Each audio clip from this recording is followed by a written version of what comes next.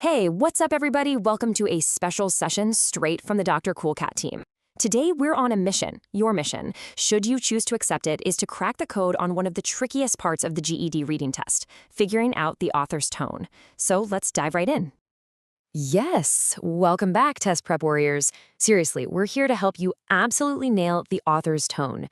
Sometimes it feels like you're supposed to be a mind reader, right? But I promise you, it is not about magic. Stick with me, because by the end of this, you're going to have a simple, super powerful strategy to get this right every single time. Okay, so before we jump into the deep end, we've got to get two key ideas straight. They're kind of like partners in crime, author's purpose and author's tone. I want you to just think of it as the why and the how of reading. Why did they write it, and how did they sound doing it? Trust me, this why and how, they are the keys to unlocking literally any passage you'll see. All right, let's break this down a bit more. The purpose. That's the big goal, right? The why. Is the author trying to teach you something, argue a point, or just tell you a great story?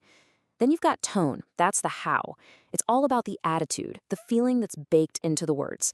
I mean, think about it. You and your friend could say the exact same sentence, but how you say it, that changes the entire meaning. That is tone. So let's zoom in on purpose for a sec. An author might be writing to inform you, just giving you the straight facts, kind of like a textbook. Or maybe they want to argue with you. They're trying to convince you to see things their way. And sometimes they just want to entertain you, like a great novel. The purpose is just, what's their endgame? What do they want to happen after you read it? Okay, now for tone. This is all about the vibe, the author's attitude. Are they super excited about this topic, or maybe they're a little suspicious, skeptical, or maybe they're just being totally neutral?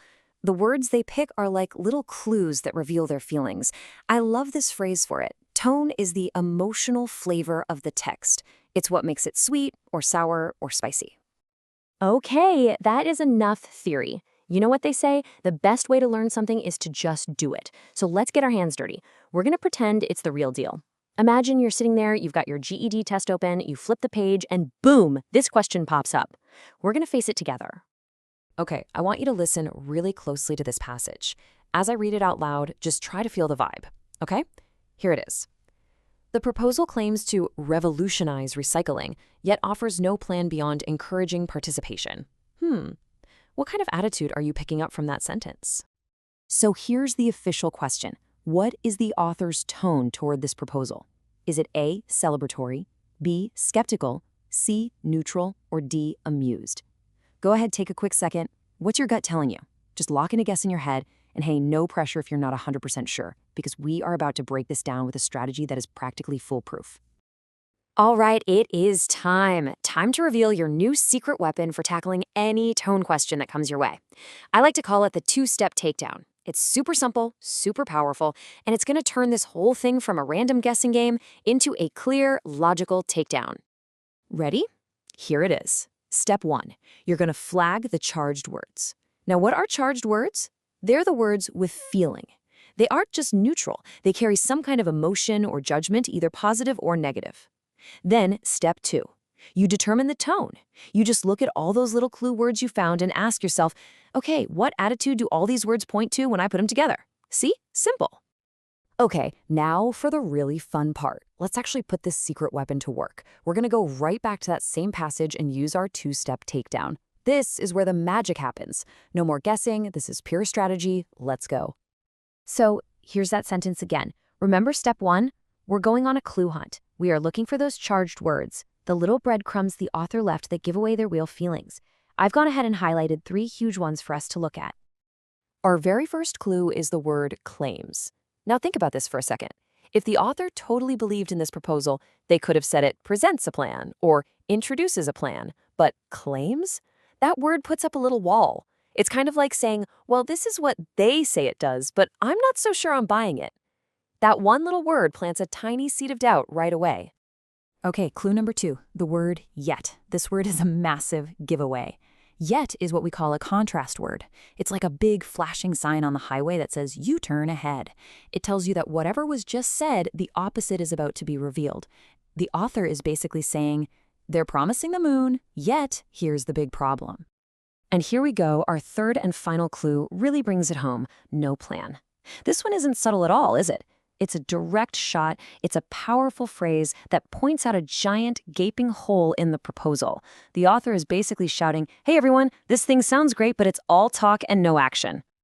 So let's be detectives and put all our clues together on the table. We've got claims, which brings in the doubt. We've got yet, which warns us a criticism is on its way. And we have no plan, which is the criticism itself. So what do you get when you mix doubt with a direct critique? What's that feeling called? That combo, doubt plus critique, equals a skeptical attitude. The answer has to be B. Think about it. A skeptical person is someone who questions things, someone who has doubts, and that is exactly what our author is doing here. They're not celebrating it, they're not neutral about it, they are poking holes in it. Skeptical fits our evidence like a glove. And just like that, you nailed it. Mission accomplished. Seriously, you just took what can be a really confusing question and you dismantled it with a super clear, logical strategy. That is a massive win. And it's a skill you can pack in your pocket and take with you right into test day. So go ahead, give yourself a pat on the back. You have officially cracked the author's tone code. See, it's not about being a mind reader. It's about being a word detective. You found the clues, you followed the trail, and you solved the case. You can totally do this. But wait, before you go, I've got a question for you. Be honest. Think back to when you first heard that sentence. What was your gut reaction? Which answer did you lean towards before we walked through the two-step strategy? Let me know. Drop your first impression down in the comments below. I'm really curious to see how this little trick helped things click for you. Hey, thank you so much for joining us on this GED mission. If this strategy helped you out, do me a huge favor and hit that like button, and definitely subscribe for more missions from the Dr. Cool Cat team. We are here to help you absolutely conquer the GED. Keep up the amazing work, and we will see you in the next one.